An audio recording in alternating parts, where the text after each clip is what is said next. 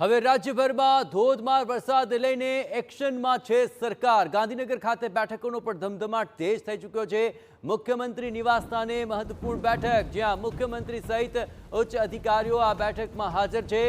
અમદાવાદ આશ્રિત દક્ષિણ ગુજરાતની પરિસ્થિતિ મુદ્દે આ બેઠકની અંદર મહત્વપૂર્ણ ચર્ચા ચાલી રહી છે।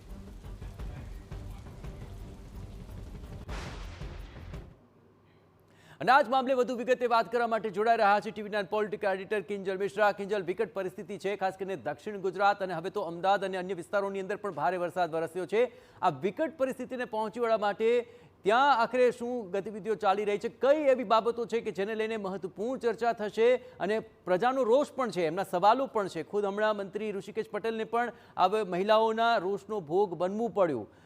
શું ચર્ચા કઈ સ્ટ્રેટેજીને લઈને થઈ રહી છે, કિંજલ?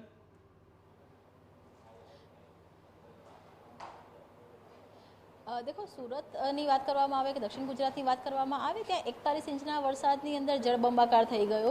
ज्यारे अमदावादनी बात करवामां आवे तो मात्र 5 અને 6 इंचना वरसादमां जळबंबाकार थई गयो। स्वाभाविक छे के लोकोमां एक प्रकारनी नाराजगी छे, परंतु आप जोई शको छो के एससीओसी खाते सतत जे मॉनिटरिंग छे ते मॉनिटरिंग चाली रह्युं छे। सतत क्यां वरसाद वधी रह्यो छे, क्यां वरसाद ओछो थई रह्यो छे, तेनी साथे रेस्क्यूनी कामगीरी क्यां चाली रही छे, अत्यारे वरसादनी परिस्थिति शुं छे, एनडीआरएफ ની પરિસ્થિતિ શું છે, એ તમામ જે મુદ્દાઓ છે તેની પર જે ચર્ચા છે તે કરવામાં આવી રહી છે। મોનિટરિંગ છે તે કરવામાં આવી રહી છે। અહીંયા જે કંટ્રોલ રૂમ છે તે શરૂ કરવામાં આવ્યો છે। વહેલી સવારની જો વાત કરવામાં આવે તો વહેલી સવારે ડીજી દ્વારા એક જે પોલીસ વિભાગની મહત્વપૂર્ણ બેઠક હતી તે લેવામાં આવી હતી અને પોલીસ વિભાગની મહત્વપૂર્ણ બેઠકોની સાથે સાથે જો વાત કરવામાં આવે તો મુખ્યમંત્રી દ્વારા પણ જે બેઠક હતી તે લેવામાં આવી હતી સચિવાલય ખાતે, કે જ્યાં વર્તમાન પરિસ્થિતિ પર વાત કરવામાં આવી હતી। તેની સાથે જ અમદાવાદની અંદર જે વોટર લોગિંગ થઈ રહ્યું છે અને તેને ઝડપથી દૂર કરવા માટે તેના પ્રશાસન સાથે પણ વાત કરવામાં આવી હતી। રાહત કમિશનર ગૌરાંગભાઈ આપણી સાથે, તેમની સાથે વાત કરીશું।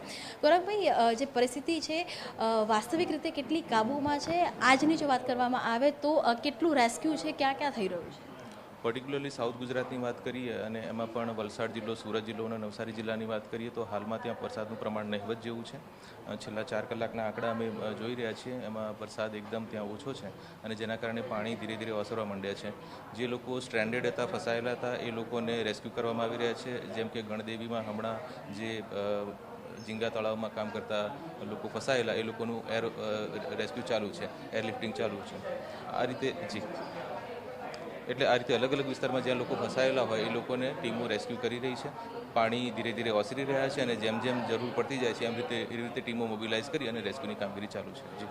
ગૌરાંગભાઈ, અમદાવાદની વાત કરવામાં આવે તો અમદાવાદ જિલ્લાની અંદર ધોળકા છે, તેના જે વિસ્તારો છે એકદમ કનેક્ટિવિટીથી દૂર થઈ ચૂક્યા છે, ત્યાં કોઈ પણ ટ્રાન્સપોર્ટેશન છે નથી મળી રહ્યું। તેની સાથે જ અમદાવાદ શહેરની વાત કરવામાં આવે તો અનેક વિસ્તારો છે ત્યાં પાણીનો ગરકાવ થઈ ગયો છે। તો આ પરિસ્થિતિ છે તેની પર શું ચર્ચા કરવામાં આવી છે, શું તાગ મેળવવામાં આવી?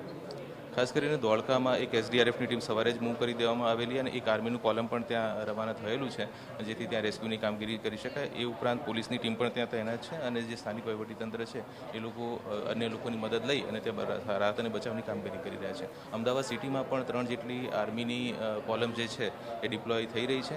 એક એમાંથી ઓલરેડી ત્યાં પહોંચી ગઈ છે અને એ લોકો પણ જ્યાં પણ રેસ્ક્યુ કરવાની કામગીરી હોય તે કરવાના છે।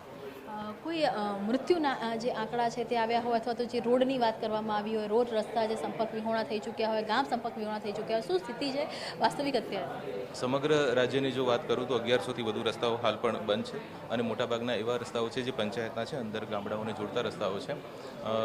એક મૃત્યુ નવસારીમાં નોંધાયેલું છે અને એક મૃત્યુ વલસાડમાં નોંધાયેલું છે। એ સિવાય હાલ બીજે ક્યાંયથી કોઈ મૃત્યુના રિપોર્ટ મળેલા નથી। ગામડાઓ, ઉમરગામના અમુક વિસ્તારો હાલ કટ ઓફ છે, એ સિવાય રાજ્યમાં બીજે ક્યાંય એવી પરિસ્થિતિ નથી। આપે કીધું અમદાવાદની અંદર આર્મીની 3 ટીમ છે ડેપ્લોય કરવામાં આવશે, ક્યાં ક્યાં ડેપ્લોય કરવામાં આવશે, કેવી રીતે આખું ઓપરેશન રહેશે? બોપલ, ઘુમા અને શેલા વિસ્તાર જે છે ત્યાં ડિપ્લોય કરવાની હાલ એમની રજૂઆત આવેલી અને એના આધારે આપણે આર્મીને રિક્વિઝિશન આપ્યું છે। એક ટીમ ઓલરેડી ડિપ્લોય થઈ ગઈ છે। સાથે વાત કરવા માટે તો ખૂબ મહત્વના સમાચાર કે બોપલ, ઘુમા અને શેલા આ 3 જગ્યા પર આર્મીની ટીમ છે તે ડેપ્લોય કરવામાં આવશે। હવે અમદાવાદનું જે રેસ્ક્યુ છે તે આર્મીની ટીમના આધારે કરવામાં આવશે। એક ટીમ એ વિસ્તારમાં ડેપ્લોય થઈ ચૂકી છે, જ્યારે કે બીજી 2 ટીમ છે તે થોડી જ વારની અંદર ડેપ્લોય કરવામાં આવશે, કેમ કે જે પ્રકારની પરિસ્થિતિ એ વિસ્તારોની અંદર છે, ચાહે બોપલની વાત કરવામાં આવે, ઘુમા, શેલા, સીલજ, ગોતા પાણીમાં જે રીતે ગરકાવ છે, ત્યાં રેસ્ક્યુની કામગીરી માટે એટલે નવસારી અને દક્ષિણ ગુજરાત બાદ હવે આર્મીની જે ટીમ છે તેને અમદાવાદમાં પણ ડિપ્લોય કરવામાં આવશે. બોપલના વિસ્તારની અંદર તે જે રેસ્ક્યુની કામગીરી છે તે કરશે. તે અત્યાર સુધીના સૌથી મહત્વના સમાચાર છે. ભગુ આભાર કિંજલ. તો આખરે મહત્વપૂર્ણ સમાચાર આવી રહ્યા છે. બોપલ, ઘુમા અને તે આસપાસના વિસ્તારોની અંદર જે વિકટ પરિસ્થિતિ છે તેને લઈને આર્મીની ટીમ રેસ્ક્યુ માટે આપવામાં આવશે. આપને જણાવીએ કે આખરે એનડીઆરએફની ટીમ તો પહેલેથી જ મૂવ ઓન કરવામાં આવી હતી અને હવે આર્મીની પણ મદદ લેવાશે.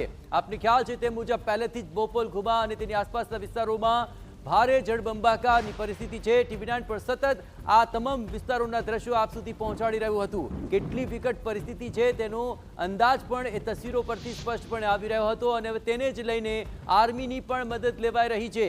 આ વિસ્તારોની અંદર આર્મી દ્વારા તમામ સઘન કાર્યવાહી હાથ ધરાશે. તો ગુજરાત સરકારનો આ સૌથી મોટો નિર્ણય અત્યાર સુધીમાં સામે આવી રહ્યો છે.